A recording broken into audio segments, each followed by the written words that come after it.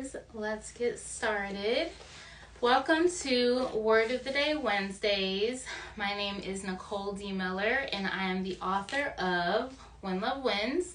When Love Wins is an urban Christian fiction story. It's the tale of two young female cousins with a rift in their relationship. When Natalie, the faith-based social justice advocate writer, loses her mom, she moves in with her cousin Ashley and uncle for support from grief recovery. Unfortunately, Ashley, the urban socialite fashionista, has beef with Natalie, and it seems to have something to do with her ex Darren feeling Natalie, but there is more to the story. So When Love Wins is a heartwarming tale of friendship, sisterhood, and love, but it's contemporary African American fiction literature and definitely a nod to the 90s. You can learn more and order your copy at whenlovewins.love. All right, guys, let's get started. So every week I piggyback off of my latest blog, and right now I am in a series as I recap on my amazing, fabulous trip to Paris. So me and my traveling bestie went to Paris, and this was a long time dream, okay? So I have been wanting to go to Paris for well over a decade. And finally, we made it. And so we did all the things. We hit the Eiffel Tower twice. Some of you may have checked out my little TikTok that we did. We hit the Arc de Triomphe twice, Le Louvre, saw the Mona Lisa, Museum d'Orsay, saw Van Gogh, Van Gogh's work in the Starry Night, just so much culture and history. And, we were down, once we hit the ground, we hit it running. So we were catching trains, we took a boat ride, we caught some planes. I almost missed my plane, both of them. And you have to read my blog to get the deets on that. But long story short, we took in all of Paris. We ate all the things, drank all the wine and the coffee, and I hit all the spots that my friends told me to hit. Le Sacré-Cœur, Big Mama, and Little Italy. We ended up in Little Africa, didn't even know. And so we just took it all in, but for most of it, I really struggled with not seeing Black people. I really struggled with being a minority.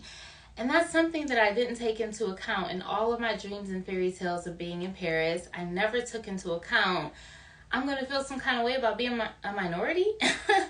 And so thankfully, one of my good friends recommended we take this tour called the Black Paris Tour. And the Black Paris Tour was everything we had wanted and more. We actually finalized our trip with that tour. And so in this latest blog post, Black Girls in Paris Part 2, or Deux, I share about how we took this tour and we learned about some of the greats, so many Black Americans and Black people who were in Paris or had their roots in Paris and impacted the culture.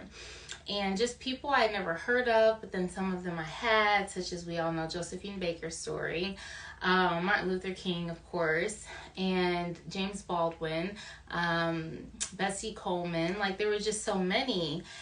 And it was so just inspiring to know that our people are mentioned, at least in this tour, because in so many of the history books and so much of our history, Black people are erased from history, and our attributes and contributions to society and our culture are quietly dismissed, right? Although we have created so many inventions that have sustained this, country that are still in use today, such as the stoplight. And there's just so many things. So it was so refreshing. I'm so grateful for this tour. If you ever get a chance to go to Paris, check it out. You don't have to be Black to check it out. Go and support. And it's been around since the late 90s. So they've been around a long time. But I think it's primarily word of mouth. So I'm glad I was in the know. But yeah, so if you're interested in travel, if you're interested in Paris, if you're interested in Black history in Paris, check out my latest blog, Black Girls in Paris Part 2 at NicoleDMiller.com. All right, that is the bulk of what I have for you guys. Normally I'm swamped in events, but I'm kind of just getting back into the swing of things since my trip. I know I have an event coming up next month. There's actually a couple of events that I want to dive into, but you'll have to wait to tune in. You guys know my newsletter just dropped. It shares all the things I did in June. So check that out. If you're not a subscriber, subscribe, so that you know when I do deals for my audience, when I have new book projects that are about to launch, when I have events that are coming soon, you'll be the first to know.